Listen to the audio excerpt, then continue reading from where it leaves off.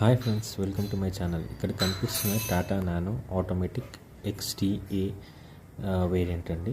And ఇది నా డీటెయిల్స్గా ఇంతకుముందు వీడియోస్లో ఉంది. నేను ఇంత మోడిఫై చేయించాను. అందులో ఇంకో మిస్టేక్ ఏంటంటే నేను ఏసీ చెక్ చేయలేదు.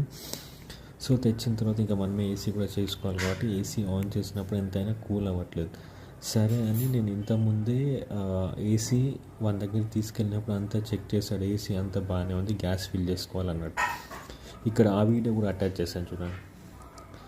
సో ఇలా గ్యాస్ ఫిల్ చేపిస్తే ఒక 1 month నడిచింది. దాని తర్వాత మళ్ళీ సేమ్ ప్రాబ్లం వచ్చింది. అది ఏంటంటే క్యాబిన్ అనేది కూల్ అవ్వట్లేదు అసలు ఎంత ట్రై చేసినా. సో ఏమైందో అర్థం కాలేదు. మళ్ళీ వాళ్ళ దగ్గరికి తీసుకెళ్ళి మళ్ళీ వాడే సేమ్ పర్సన్ చెక్ చేయరా అన్నప్పుడు మళ్ళీ చెక్ చేసి ఏమంటున్నాడంటే గ్యాస్ లైట్గా లీక్ అవుతుంది, అది మొత్తం దాన్ని అది ఫిల్టర్ గ్యాస్ లీక్ అయ్యే కంపార్ట్మెంట్ మొత్తం చేంజ్ చేయాలన్నాడు.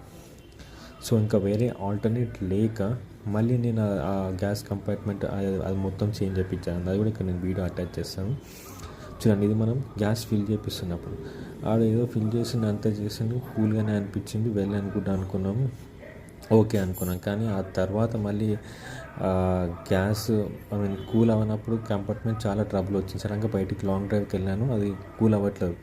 చాలా ఇష్యూ ఫేస్ చేసినాను. ఇక మళ్ళీ ఏం చేయాలో తెలియదు, మళ్ళీ వాన్ దగ్గరికి తీసుకెళ్ళాను.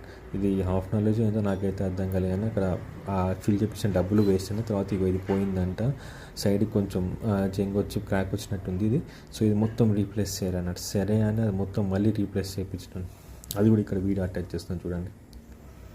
సో అది ఆ పాతది రైట్ సైడ్ ఉన్న పాతది, లెఫ్ట్ సైడ్ ఉన్నది కొత్తది. సో ఇది మొత్తం ఆ కంపార్ట్మెంట్ తీసి దాంట్లో మళ్ళీ అది రీప్లేస్ చేయించి మొత్తం డాష్ బోర్డ్ అంతా తీసిన తర్వాత ఇది పెట్టి మళ్ళీ ఫిట్ చేసి దాని తర్వాత మళ్ళీ గ్యాస్ ఫిల్ చేశారు.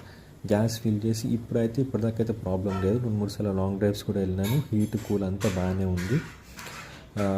సో ఇది చేయించినందుకు నాకైతే ఇది టాటా నానో కంప్లీట్ అండి. డాష్ బోర్డ్ తీసేస్తే ఇట్లా ఉంటుంది. చేయించడం నాకైతే 6,000 తీసుకున్నారు. సో మీకు ఈ వీడియో ఎట్లా అనిపించింది, మీరు ఇలా చేస్తే కింద కమెంట్లలో తెలపండి. Thank you, have a nice day, bye.